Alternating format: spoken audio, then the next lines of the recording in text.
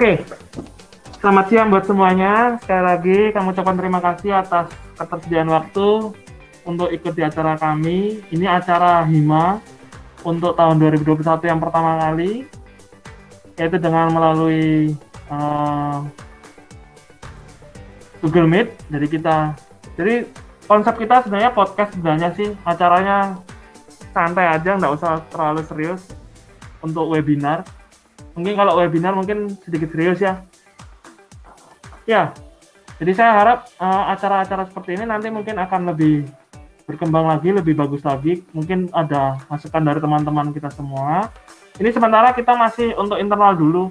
Jadi untuk kalangan internal mahasiswa teknik elektro STS dulu.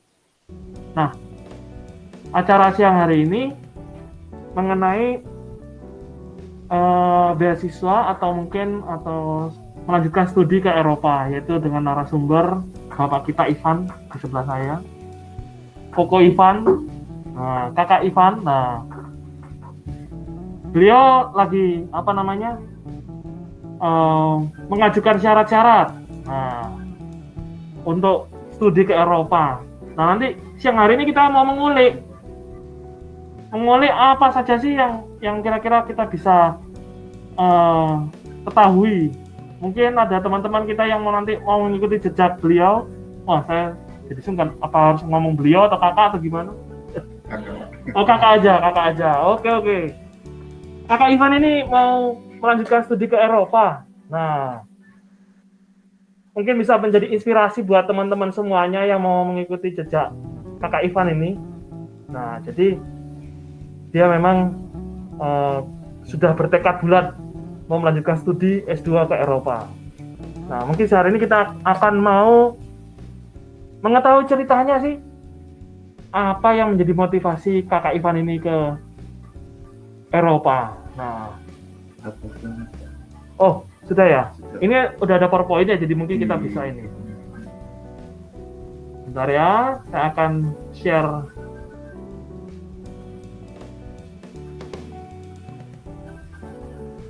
Di mana? Di bagian depan di paling awal lagi. Kalau enggak main komputer dulu.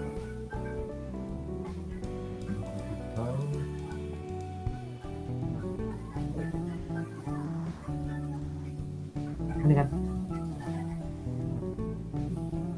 Nah, itu di lupa, X. Oke.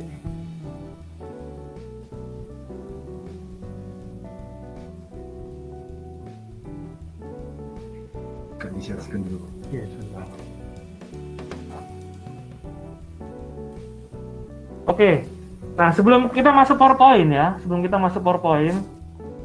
ya saya kepingin tanya langsung dulu lah sebelum kita masuk PowerPoint. Nanti kayak ngajar dong. Kita memang konsepnya mau bincang-bincang. Yang mendasari pertama, kenapa kok pilih Eropa, Kak? Jadinya pertama itu dukungan dari orang tua. Pertama, orang tua itu ingin supaya anak-anak itu kuliah. Nah, tapi papa itu memikirkan dulu yang mana yang aman, negara yang bagus. Gimana kan? Kayak akhir-akhir ini kan kayak di Amerika itu, kenapa kok nggak di Amerika? Padahal di sana kan ada MIT. Yang kalau di ranking itu termasuk universitas paling bagus dunia. Nah, terus papa mikir pertama itu segi keamanannya. Jadi negara mana yang lebih aman dan juga aksesnya itu lebih mudah kemana. Jadi setelah papa saya nyoba mikir, juga dari dulu sebenarnya papa tuh pingin kuliah ke Jerman, tapi nggak kesampaian. Akhirnya papa itu bilang ke Eropa saja, melanjutkan di sana gitu. Jadi pertama impian dari orang tua dulu ya. Impian dari orang tua. Dari mau ke Eropa memang belum kesampaian, akhirnya mengajak anaknya untuk studi ke sana. Oh iya. Ya memang kan mungkin saudara-saudara sekalian atau teman-teman sekalian, memang sekarang kan S2 kan lagi banyak ya. Ada di Asia, ada di Amerika, ataupun di Eropa, dimanapun. Setahu saya bahwa semuanya hampir memberikan beasiswa. Banyak sih teman-teman juga yang masuk ke bagian Asia juga banyak, ada juga yang biasa masuk ke Eropa. Nah, tapi kakak Ivan ini dia memilih ke Eropa karena faktor impian dari orang tuanya dan juga dari faktor keamanan dan faktor keamanan, impian sama itu aja ya. Nah itu tuh jadi menjadi dasar. Nah mungkin teman-teman kalian juga mungkin bisa cari tahu nanti di beberapa teman-teman kita juga ada yang mungkin melanjutkan studi di Asia. Nah mungkin itu menjadi alasan tertentu yang lainnya. Ada juga ngomong di Asia saja karena kebutuhan seperti makanan serupa lah. Kalau di Eropa kan udah pasti beda ya. Apalagi setahu saya Ivan ini juga dulu sempat berkelana ke Jerman, berkelana ke Eropa. Jadi setidaknya waktu pertama kali mungkin tidak kaget dan kembali lagi mungkin pasti tidak kaget lagi gitu loh. Nah oke. Jadi motivasinya itu. Nah kita coba masuk ke bagian sesi di sini. Bentar ya.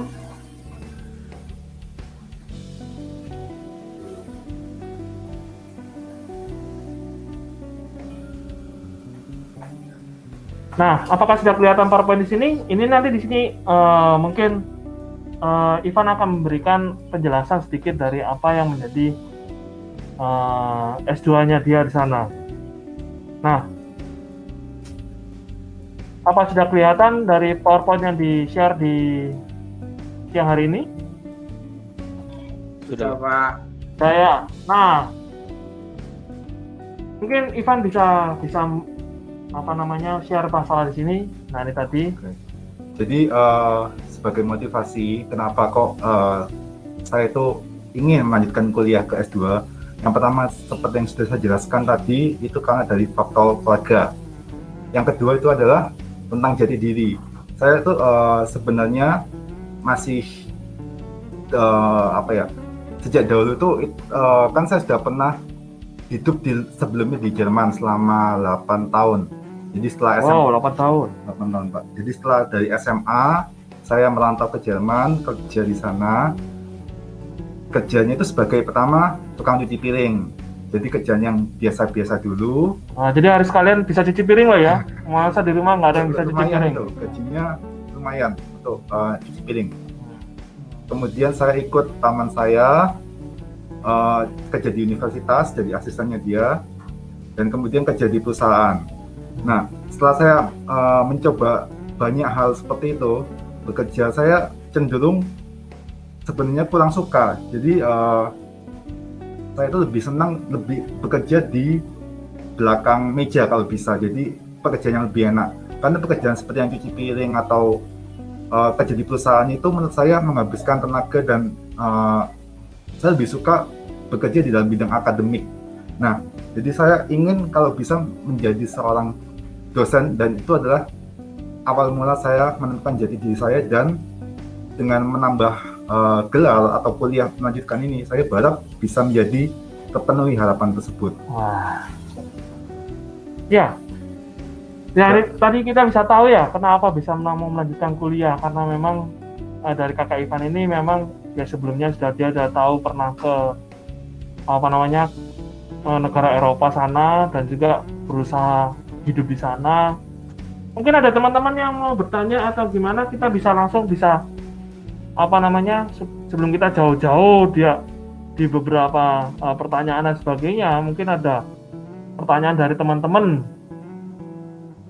yang mau menanyakan beberapa tujuan daripada kakak Ivan ini. Mungkin ada yang mau bertanya kehidupan di sana gimana kak gitu loh. Kita santai aja lah. Kita ini seperti diskusi. Kita juga berusaha membuat acara seperti ini supaya kita bisa berdiskusi bersama-sama. Mungkin ada beberapa pertanyaan di sini mau mengajukan pertanyaan sebelum jauh-jauh lagi.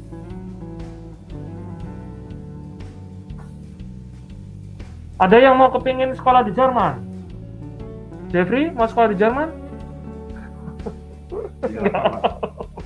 Atau di Eropa? Di Belanda? Gitu. Ya, jadi itu tadi yang mengenai tujuan daripada kakak Ivan kita mau ke Jerman. Jadi pertama ya, siapa yang sini mau melanjutkan S2 sih sebenarnya? Ada yang kepingin melanjutkan S2 setelah lulus nanti? Waduh, ada saudara kita Andri Suhartono, Pak Andri. Waduh, Kakak Andri. Nah, ada yang lagi mau lanjutin S2? Mungkin bisa jadi inspirasi bahwa kalian setelah S1 pasti biasanya kepingin lanjutin studi S2. Baik itu nanti mau kerja atau mau studi S2. Oke, kita lanjut dulu ya. Mungkin belum ada pertanyaan, Kak. Tanya aja sekarang. Oh, ada. Siapa nih? Ya, Saudara Michael. Michael. Tanya apa, Michael? Pak Ivan, ini kan Ya. Bapak bilang tadi kan pengen kerja di belakang meja, nggak salah ya?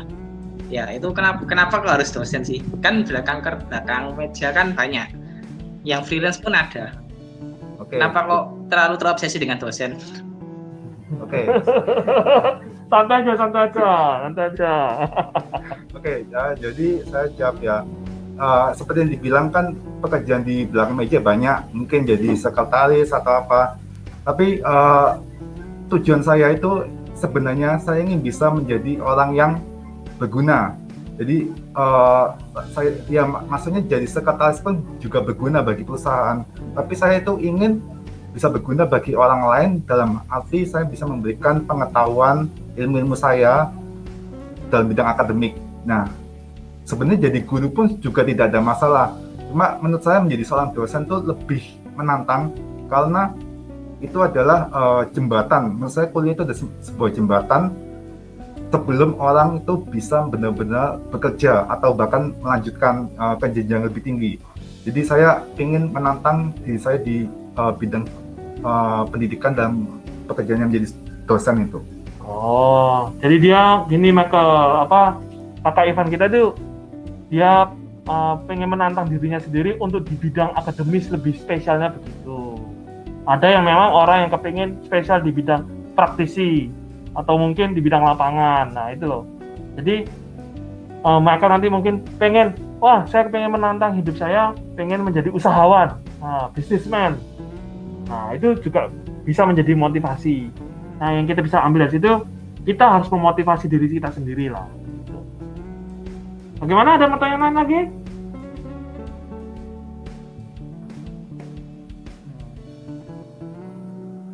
Halo, ada yang mau bertanya mengenai lika-liku untuk mau sekolah? Belum ada, Kak. Nanti kita lanjut lagi.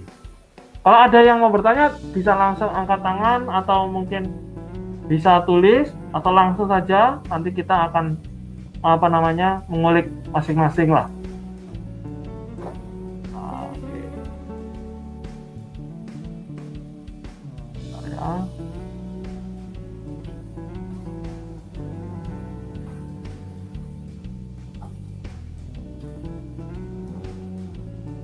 Oke, kita lanjut.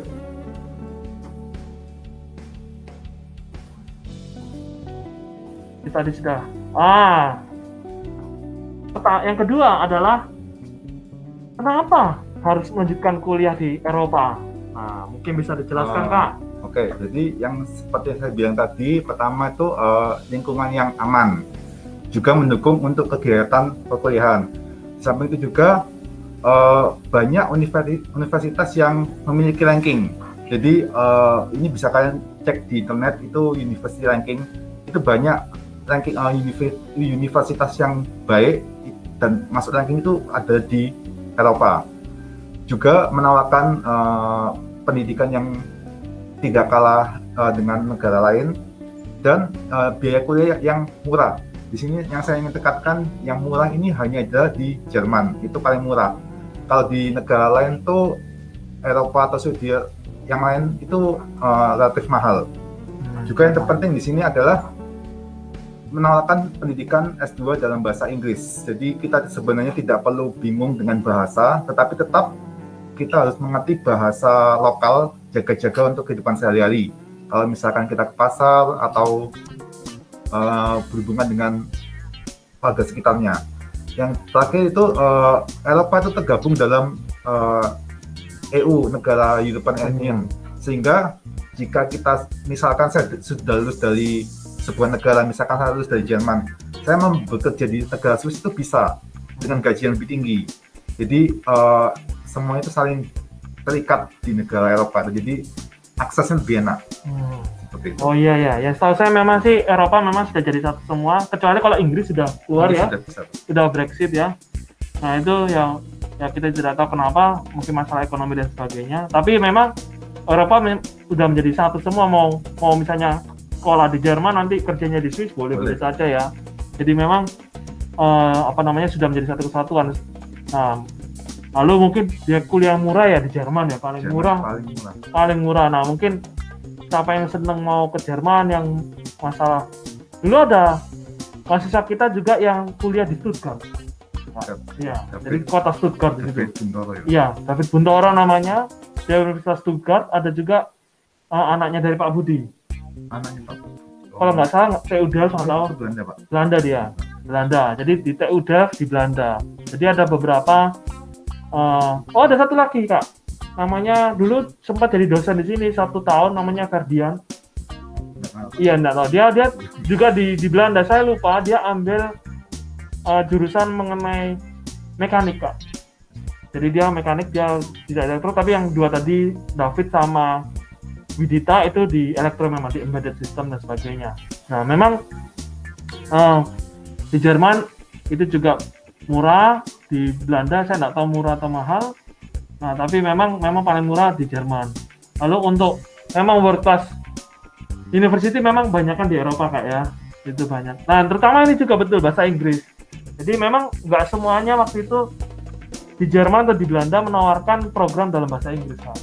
Sama seperti kayak di Taiwan juga ada beberapa, atau Cina, mereka tidak mau dengan bahasa Inggris tapi dengan bahasa Cina sebagainya. Yang memang bahasa Inggris yang menjadi penting, karena kalau kita belajar nggak tahu bahasa Inggrisnya juga nggak bisa gitu. Kalau untuk bahasa lokalnya kita pakai untuk sehari-hari Kak ya. Nah, itu dia yang menjadi alasan kenapa Eropa ini cukup banyak diminati gitu.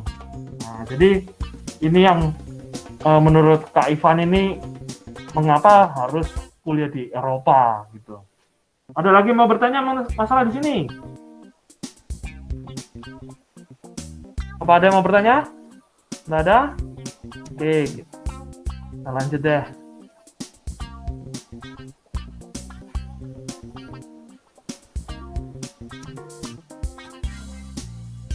Nah, sebelum kita tahu, makanya tadi pertama saya bertanya, kenapa mau pilih studi? Nah, itu pertama motivasi diri.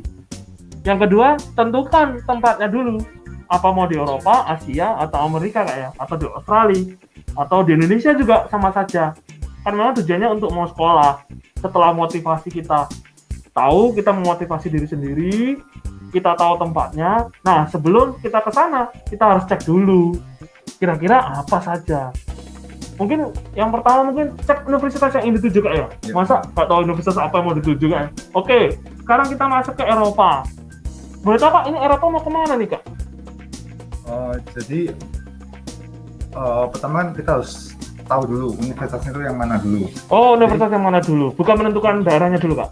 Negaranya. Sebenarnya universitasnya dulu yang penting. Oh, yang penting universitas. Oke, lanjut Kak. Jadi permasalahannya itu adalah tidak semua jurusan itu ada di setiap negara.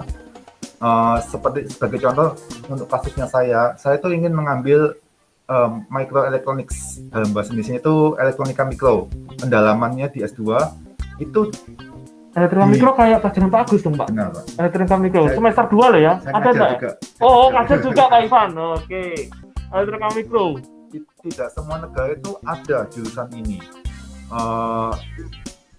Walaupun di setiap negara pun di setiap universitas pun juga tidak mesti ada. Di Belanda itu hanya ada 2 universitas dari begitu banyak universitas di Belanda.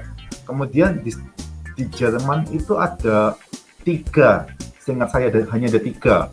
Jadi sebentar. Berarti kita tentukan dulu jurusan kita mau. Jurusan yang kita mau. Berarti tentukan dulu jurusan sekolah yang kita mau. Apakah mau sekolah masak? Ya monggo. Mau sekolah tata busana ya boleh. Nah, tetapi kakak Ivan kita dia memang elektro sejati. Waduh. Elektronika mikro kecil, elektronika mikro. Waduh. Oke, lanjut Kak.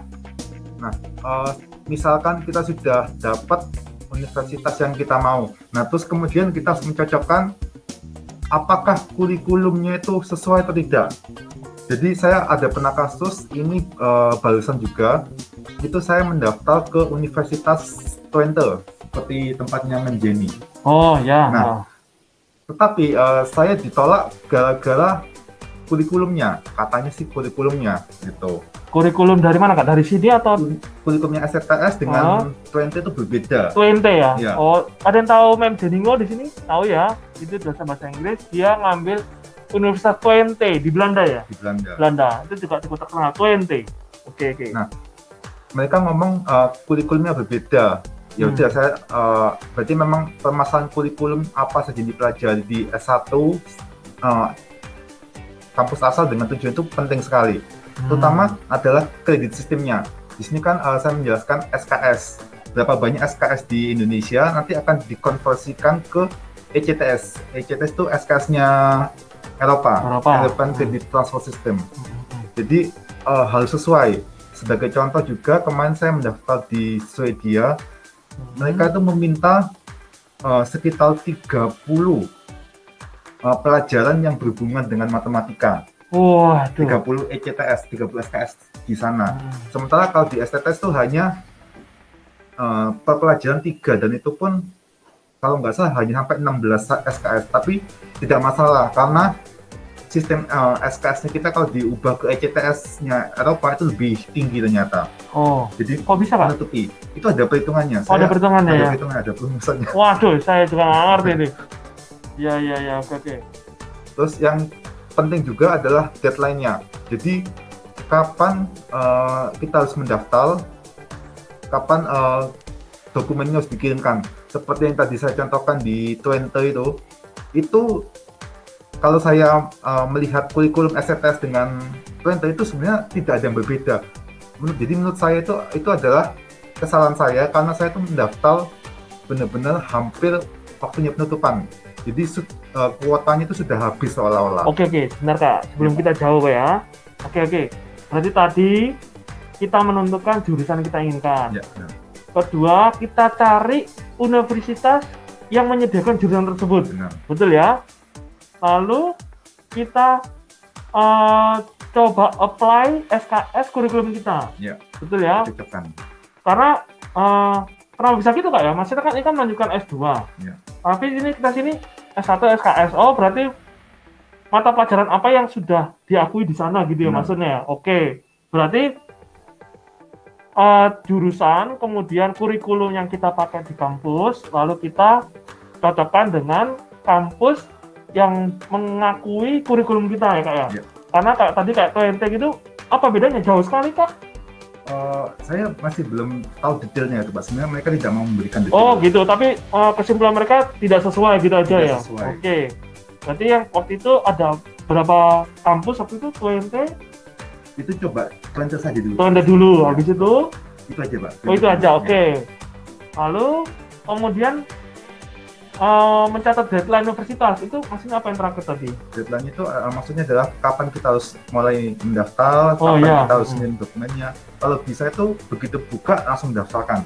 Kok tahu Kak? Waktu buka itu gimana? Itu biasanya ada di websitenya kampusnya. Oh berarti kita harus rajin-rajin ke websitenya ya? Benar. Itu memang ada keterangan membuka untuk misalnya kayak gini apa namanya kurikulum apa semester baru gitu Kak atau Itu pas jadi begitu itu ada di websitenya biasanya pembukaan untuk winter semester kapan tanggal berapa itu pasti ada tanggalan. oh kayak kita ini mau gasal mau genap Ya, gitu ya. Tapi di sana ada gasal genap ataukah beda-beda?